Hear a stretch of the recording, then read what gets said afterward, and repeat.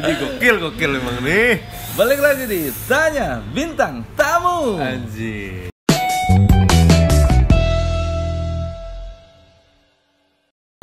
Tapi gimana? Asik main YouTube asik? Asik luar biasa. Asik ya? Sejauh ini sih asik aja. Asik, udah cair denger. Udah cair alhamdulillah. Tolong disupport ya Iya. buat teman-teman semua. Betul.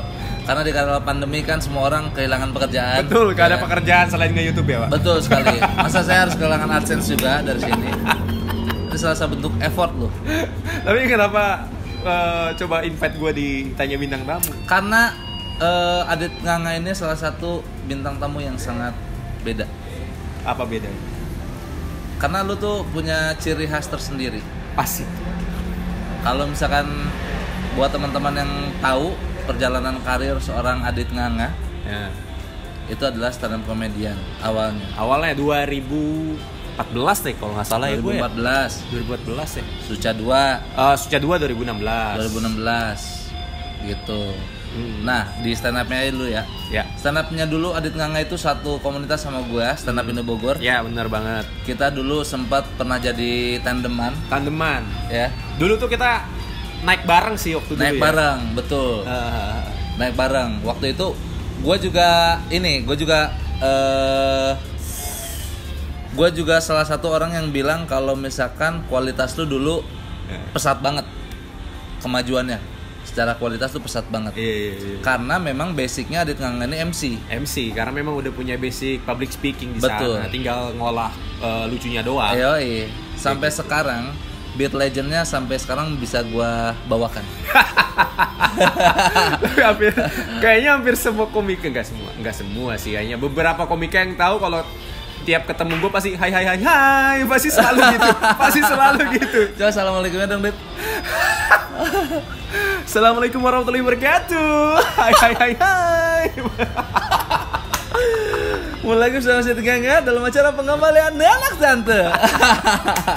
Itu salah satu beat stand up gue ya, pertama yang pecah di open mic ya. Ya. Cukup bangga gue waktu itu, gue masih inget banget waktu open mic di Horizon. Iya, betul. Di Horizon 5 menit materi terus gue pecah banget itu. Betul. Itu gue langsung seneng banget gue. Iya. Setelah open mic 5 bulan apa 4 bulan ya? 5 bulan kalau nggak salah. Open mic 5 bulan. Selama 5 bulan itu nggak lucu.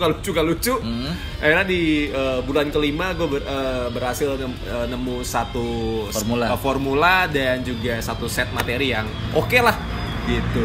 Iya, betul. Itu masih inget banget bro. Kalau nggak salah waktu itu satu set tentang penyiar radio.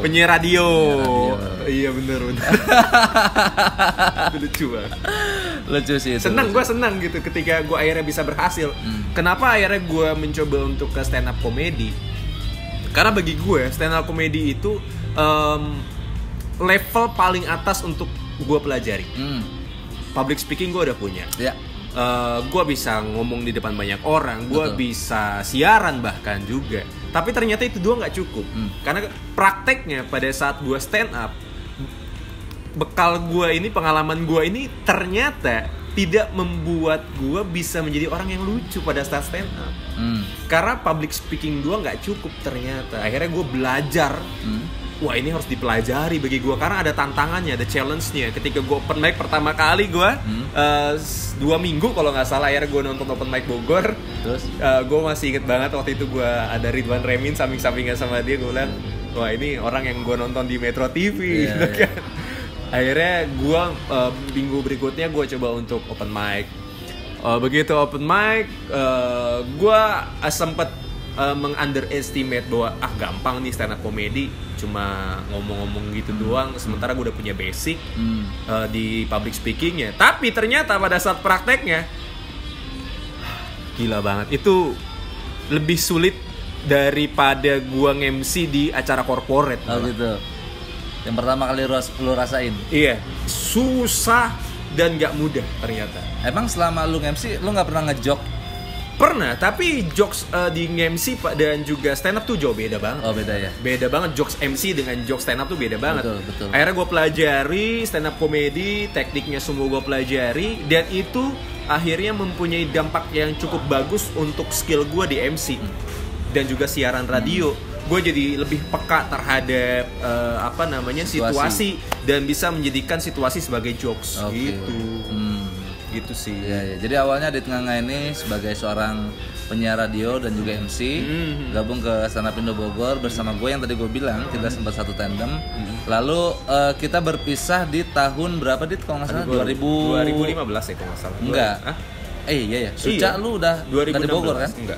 2015 ya. 2015 kita harus mencar gitu. Adit Nganga punya kesibukan sendiri dengan siarannya waktu itu dan gue juga tetap membangun karir gue di stand up comedy Bogor gitu. Akhirnya, nah yang pertama kali gue ngerasa anjing kayaknya nih Adit Nganga udah kenceng banget nih nyalipnya.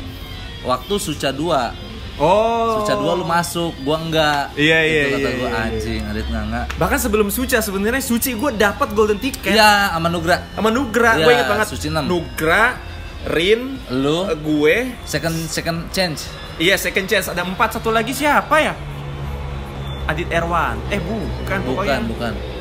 Ada berapa? Ada 4 kalau nggak salah ya. Gebi, almarhum ya. Gebi, second chance. Iya, dapat second chance. Gue dapat golden ticket tuh. Oh, lu dapat golden ya? Dapat golden. Ketika dapat second chance, terus dapat golden ticket. Ternyata yang di calling cuma 3. Guanya enggak. Iya. Jadi buat teman-teman yang belum tahu, di Suci 6 itu waktu audisi sempat ada 2 sistem. Satu itu golden ticket, yang otomatis lu tinggal nunggu telepon. Keputusannya ditelepon atau tidak. Satu lagi tiket second chance. Second chance itu ibarat Suca adalah silver ya. Silver. Atau kartu kesempatan lah. Kartu kesempatan. Terus gua ini lagi audisi lagi di KFC. Kemang. Masih inget banget gua waktu itu. Itu untuk menentukan gua dapat golden ticket atau enggak. Dapat lah, dan ada prosesnya lagi kan, harus di calling dulu kan. Betul. Ternyata gua tidak di calling. Iya. Gitu. Oh iya benar, dari Suci 6 tuh sebenarnya gua ngerasa anjing Adit Nganga nih cepet banget perkembangannya. Dia dapat golden ticket. Gua cuma dapat tiketnya doang. Udah gitu tiket bis lagi, Pak. Tiket ke kereta. Tiket kereta gua, mana kita ngantri subuh-subuh banget ya, Dit. Iya, kita ngantri subuh-subuh banget kan. Yang di Bandung ya waktu Suca gue di Bandung, Suci 6. Iya, Suci 6 ya. Suci 6 kita ngantri juga. Kita ngantri juga bareng. Suca juga ngantri bareng. Gue sama Adit Nganga situ. Nah, ngedengar lu dapat golden, gue lemes tuh, kata gue anjing. Gue nggak dapet gitu, sedih banget gitu. Terus akhirnya ngedengar lu nggak ditelepon, gue semangat lagi. Tapi kan akhirnya lu bisa ke Raja Lawak tuh gokil sih. Salah satu prestasi yang luar biasa.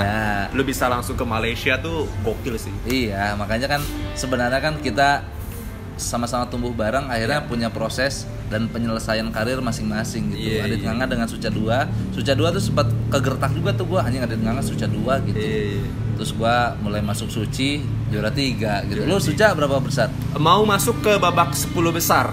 Berarti 11. 11 kayaknya 11 besar. Jadi kalau saat itu gue lolos, gue masuk 10 besar.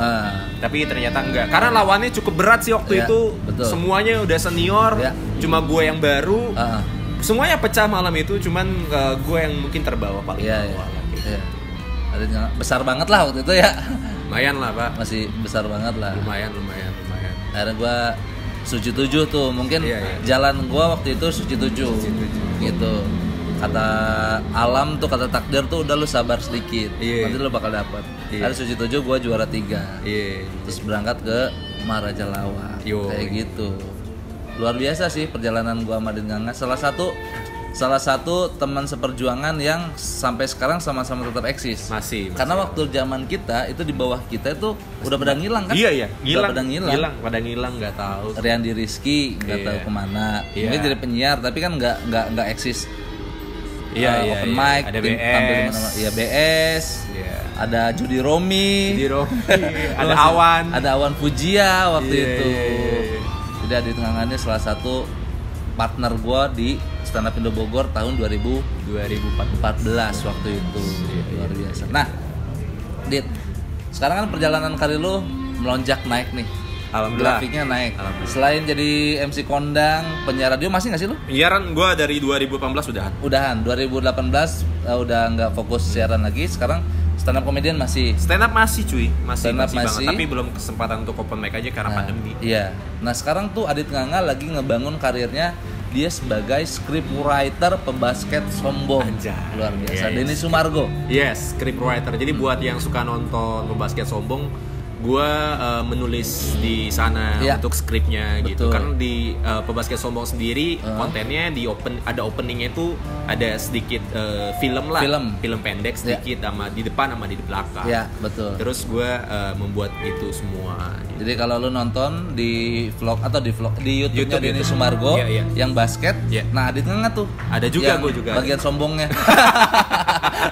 Dan suka pemain basketnya. Iya. Gue juga main di sana juga. Main juga di sana ya. Dan juga alhamdulillah sih ketika akhirnya gue sama Bang Denny gitu mulai naik juga tuh karir, mulai banyak dikenal juga. Ya, betul. Harus gue akuin benar. Kayak gitu. Awalnya kan lu cuman ini doang, Dit. Cuman berisik doang di YouTube-nya. Bagus bang, gokil, sambil pegang itu gimbal tuh. Iya. Akhirnya kan nyoba-nyoba, abis itu nyoba-nyoba selama pandemi itu akhirnya kita bikin konten di Instagram, konten-konten komedi dan ternyata itu bagus gitu. Betul. Mendapatkan atensi dari orang-orang sampai lawakan-lawakannya masuk TV. Iya, benar. Gue inget banget tuh. Pokoknya, dan di situ mulai dikenal lagi. Iya, betul. Pokoknya Adit Nganga sekarang pekerjaannya adalah salah satu orang yang dibayar karena ditonjok aja. Ya. Kalau nggak ditonjok pada komplain, Pak. Kok nggak ditonjok? Iya benar kan? Bener. Lu kalau nonton konten Instagramnya Denny Sumargo itu Adit Nganga tuh bagian ditonjoknya. Lucu banget anjing. Nah tapi ngomong-ngomong nih, lu kenapa bisa ikut Adit Nganga? Bisa ikut Denny Sumargo? Awalnya gimana? Kalau gue ingetnya gue kenal sama Bang Denny itu dari tahun 2013 ya kalau nggak salah. Dulu kita satu program di Antv yang siapa takut boleh ikut. Dia jadi hostnya. Dia host. Awalnya Joshua sama Dede. Joshua Suherman sama Dede Kendor. Bukan. Dede OPJ. Oke. Terus habis itu diganti sama Denny Sumargo. Iya. Siapanya yang diganti? Hostnya. Satu doang. Dua-duanya ganti jadi Densu sendiri. Dia sendirian doang. Terus gue di sana sebagai hantu. Dia jadi dulu gue jadi kuntilanak, jadi pocong, jadi jin, bener lah. Pokoknya gue syuting di tempat horor, gue pakai baju pocong, pakai baju kuntilanak lah dulu tahun 2013. Akhirnya gue kan orangnya pengen suka pengen akrab dengan orang, SKSD lah ya. Jadi pada saat di lokasi itu Bang Denny nggak bawa asisten. Jadi gue yang nemenin dia untuk bikin kayak gue bikinin kopi dia, kebutuhan dia tuh gue yang penuhin gitu. Jadi karena gue juga tahu dia dulu di film 5 cm gitu. Akhirnya kita ngobrol-ngobrol lah, nyambung. Dia banyak banget ngasih motivasi ke gue tentang kehidupan, tentang perjuangan. Sampai akhirnya setelah program itu gue jalan dengan tujuan gue. Programnya udah bungkus, Bang Denny main-main film kayak gitu. Sampai akhirnya gue masuk ke stand up komedi. Begitu gue masuk stand up juga gue cerita sama dia, gue udah sampai sini. Dia cukup appreciate. Dia bilang gak nyangka kalau perjalanan gue udah sejauh itu gitu. Karena dia tahu gue dari nol lah gitu. Terus habis itu di 2017-2018 itu gue coba untuk ngubungin Bang Denny untuk bikin konten. Bang, ayo Bang kita bikin konten. Awal-awal 2017 kita bikin konten komedi tapi nggak banyak yang nonton. Jadi akhirnya ya udahlah bungkus, nggak jadi lagi.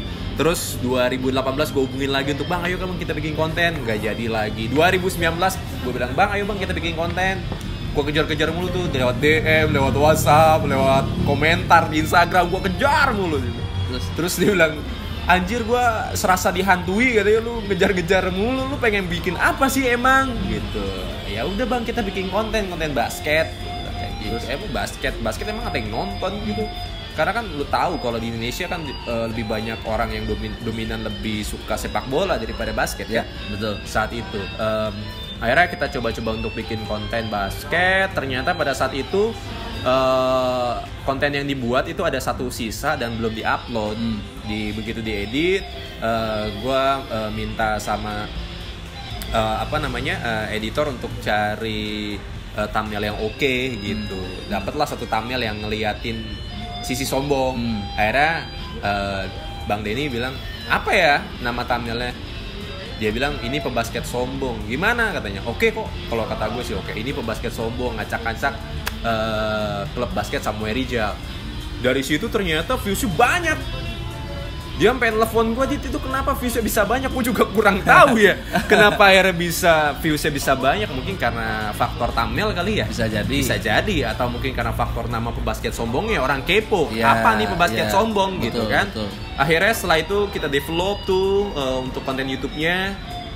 Bahkan gue datang waktu itu ke Bang Denny, Bang lu nggak apa-apa, lu nggak usah gaji gue. Yang penting kita bikin aja dulu gitu. Gue akhirnya mau lah jalan. Sampai saat ini gitu. Sampai saat ini gue masih nulis untuk di Basket Live-nya kayak gitu. Berarti lu dari awal banget untuk lu udah kenal Denny Sumargo tuh udah lama banget berarti ya? 2000 berapa tadi? 2013 di program Antv Siapa Berani Boleh Ikut. Siapa Takut Boleh Ikut. Oh, berarti lu juga dekat sama Dede OPJ ya? Dekat sama Dede juga deket banget. Awalnya dari situ lu berusaha ngadek lah di depan Bang Denny. Iya. Apa kebutuhan Bang Denny lu penuhin segala macam biar akrab. Yeah. Nah, sekarang udah akrab, lu udah punya nama. Akhirnya lu berani mengajukan ayo bikin konten lah. Gitu. Yeah. Sampai sekarang.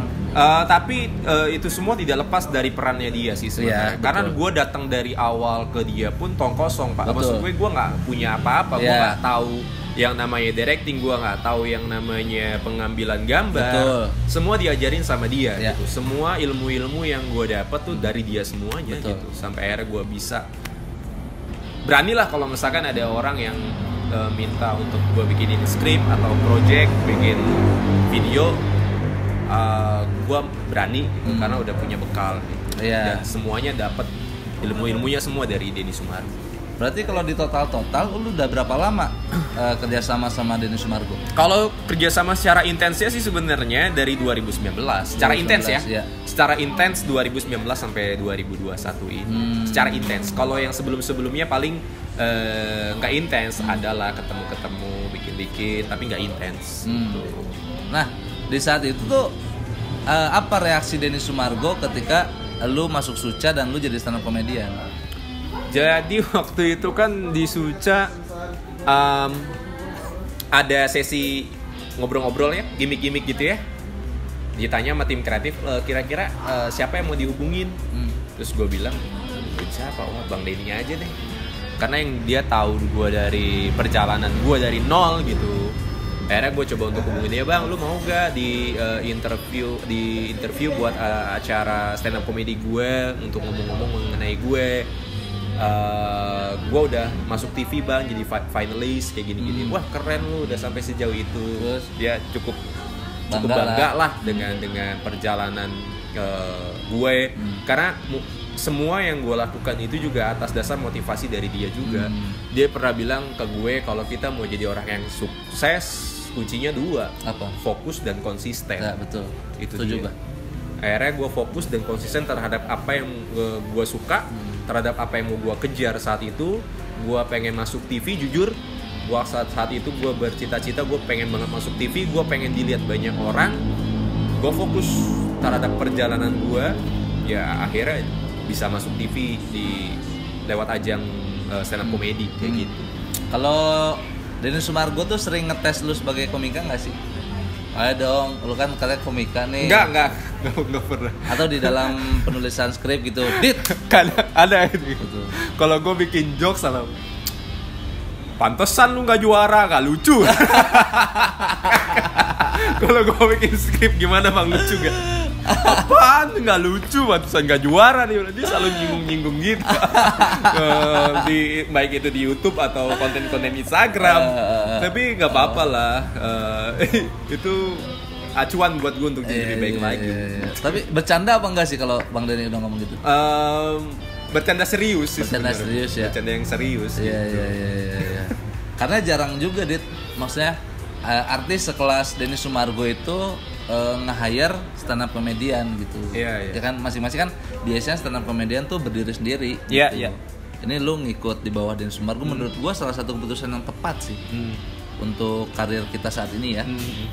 Karena mending karena salah satu jalan menuju kita jadi orang besar adalah dengan cara jadi buntut naga dulu. Oh, gitu. Itu kata-kata dari mana tuh? Dari 2012. Gua kira dari buku apa, itu dari 2012. Gua lupa kutipan siapa gitu, gak pernah ingat. Itu dia, Adit Nganga luar biasa sekali. Ya kan semua perjalanan ceritanya udah tahu nih ya. Iya. Adit Nganga sekarang udah menikah, udah punya keluarga, udah punya anak. bisa hidup dengan profesi sebagai konten kreator. Dan semua juga diawali gua cukup punya apa namanya? Rasa yang sangat-sangat terima kasih terhadap stand up comedy sih sebenarnya. Betul. Karena bagaimanapun juga gue sampai bisa di titik ini gara-gara stand up comedy. Betul.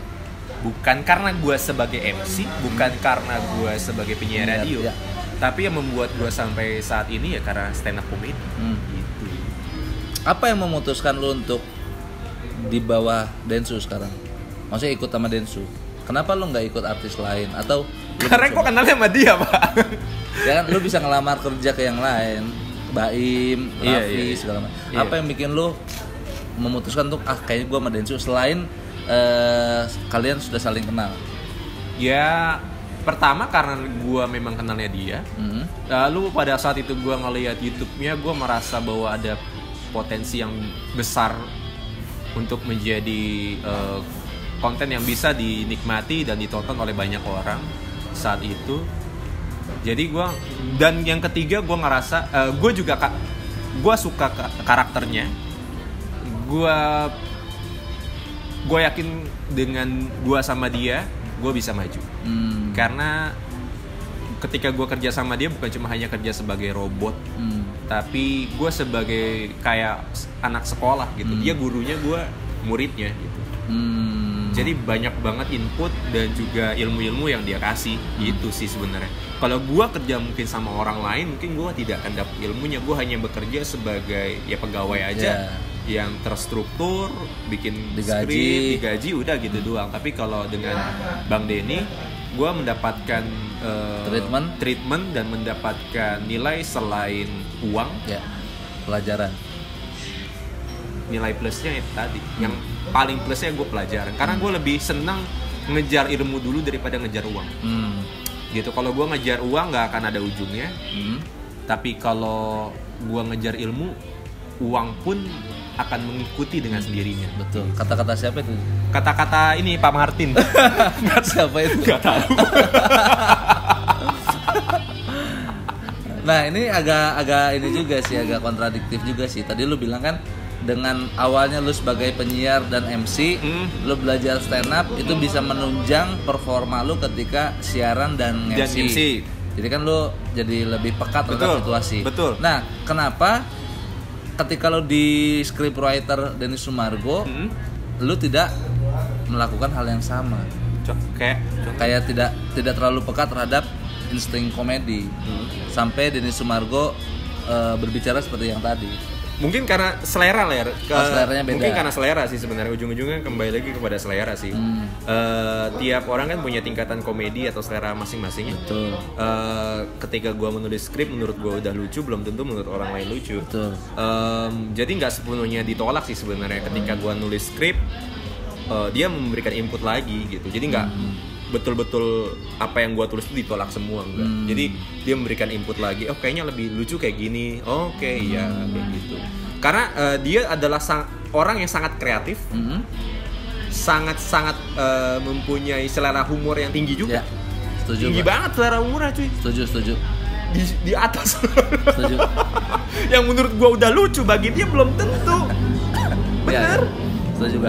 Benar. Makanya akhirnya gue nggak merasa bahwa apa yang gue buat mendapatkan penolakan. Gue ngerasa bahwa apa yang gue buat justru bisa mendapatkan value yang lebih lagi ketika dia ngasih input kayak gitu. Dan Densu menurut gue ya salah satu artis yang bukan komedian tapi berlaku komedi pantes ya, pantes. ya. Cocok. Nggak yang apaan sih dia ada. Iya, yang nggak maksa. Nggak maksa. Iya. Kan kalau yang satu lagi ada tuh yang siapa tuh? Sana kayak maksa adalah maksa banget gitu. Udah lu fokus aja di situ gitu. Ngapain sih lucu-lucuan kayak gitu? Udah keren-kerenan aja. Udah emang bukan pasar lu harus tahu itu. Tapi Densu cocok menurut gua. Masih pantas gitu. Ini orang tetap lucu tapi cool gitu. Salah satunya. Kita juga bahkan nggak nyangka bahwa akhirnya yang selama ini dibuat ternyata bisa menarik perhatian dari bukan cuma hanya orang tapi juga dari produk gitu. Betul. Kadang suka juga kita pengen minta dibikinin komedi dong produk kayak gitu. Jadi kalau ada yang produk-produk yang harus komedi gue pasti akan terlibat. Tapi kalau untuk produk-produk yang premium gue tidak akan terlibat karena bukan ranah gue di sana. Betul. Nah, apa rasanya kerja di Densu? Apa ya rasanya? Yang lu dapetin atau lu ada satu momen dimana Denny Sumargo tuh terlihat ini bener gua nggak salah jalan nih kesini. Selain yang tadi tuh ada satu perkataan yang lu nempel nggak dari setiap hal-hal yang dia kasih ke lu selama lu kerja di sana? Yang gue dapat dari dia bukan cuma hanya ilmu mengenai pekerjaan, tapi juga ilmu mengenai kehidupan. Anjing. Itu yang mungkin gue nggak akan bisa dapetin tempat lain juga mungkin ya. Oke. Coba di-share boleh nggak? Jadi Densu, Bang Denny banyak banget ngasih istilahnya apa? Mungkin kalau ini ceramah kali, bukan ceramah. Ujangan, diskusi. Dia selalu memberikan sudut pandang pengalaman yang dia alami dengan cerita ngobrol sama gue mengenai kehidupan, mengenai manusia. Kayak contohnya kayak segini deh. Banyak mungkin kebanyakan dari kita melihat orang tuh dari sisi baiknya doang. Ya, kita pengen orang tuh pokoknya baik aja. Kita nggak mau orang itu buruk. Gitu. Kalau yang gue dapat dari dia, kita harus bisa nerima baik dan buruknya orang. Jangan cuma kita terima baiknya doang, buruknya dibuang. Baiknya buat kita, buruknya juga buat kita. Bukan berarti akhirnya buruk itu nanti akan membuat kita juga buruk. Mungkin yang buruk itu akan membuat kita jadi lebih baik.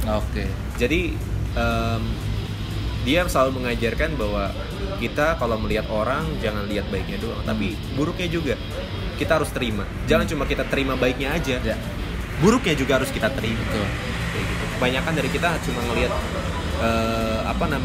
nggak pernah mau nerima buruknya. Contoh kecil kayak pacaran deh. Kalau kita ribut pasti yang diungkit buruknya. Lu mah gini, nggak pernah kita ungkit baiknya gitu. Buruknya aja. Padahal belum nggak semua. Mungkin persentasenya antara baik dan buruknya lebih banyak baiknya daripada buruknya. Tapi ketika ada satu keburukan kecil aja itu terus yang diungkit. Ini ya panas setahun kalah sama hujan sehari. Iya, kayak gitu. Intinya mah dia selalu mengajarkan tentang kehidupan, motivasi, kehidupan kayak gitu, bahwa karena kan Bang Denny berangkat juga dari orang yang bukan siapa-siapa. Betul. Orang dari kampung, dari Makassar, akhirnya dia bisa menjadi seseorang sekarang. Kenapa gue percaya sama dia? Karena dia adalah contoh buktinya. Dengan konsistennya dia, dengan fokusnya dia, dengan dia giatnya bekerja. Dia tuh nggak kenal waktu kalau udah namanya kerja kan. Semangat banget yang namanya kerja. Bisa dari pagi tuh sampai ke malam lagi kerja. Gila ya. Seloyal itu ya. Energinya tuh nggak habis-habis. Intinya itu sih sebenarnya. Kadang gue nggak bisa ngimbangin juga sih. Keteteran pasti. Keteteran. Speednya dia. Pace-nya. Dia tuh sangat mau orang-orang yang bekerja sama dia speed, produktif, speed. Nah itu juga sih yang gue lihat sih. Konsisten banget upload video, konten. Makanya si YouTube-nya bisa sebesar sekarang. Ya alhamdulillah ada 2 channel kan, ada Curhat Bang, ada Pebasket Sombong. Dua-duanya udah nyampe angka di 600.000, lumayan mau 700.000. Iya, bisa dikatakan kalau yang basket adalah galeri. Apa? Galeri dia, bukan kali maksudnya channel YouTube basket paling besar. Oke, betul. Dengan views paling besar. Betul, setuju gua. Di Indonesia. Keren, gua akuin konten YouTube yang basket tuh salah satu terobosan baru sih. Betul. Di Indonesia ya. Dan kita kalau pengen bikin konten, mungkin orang konten kreator anjir, lu bikin konten seniat ini ya di YouTube. Betul. Karena Bang Denny gak mau kalau bikin konten yang salah-salah. Oke deh, Adit Nganga, itu tadi pelajaran yang bisa kita ambil dari Denny Sumargo ya. Ya, intinya setiap orang pasti bisa menjadi sesuatu, pasti bisa meraih apa yang dia inginkan. Betul. Hanya perlu sabar, berproses, dan fokus dan juga konsisten. Betul sekali. Gue Dani Beler, ini Adit Nganga. Sampai jumpa di video selanjutnya. Dadah.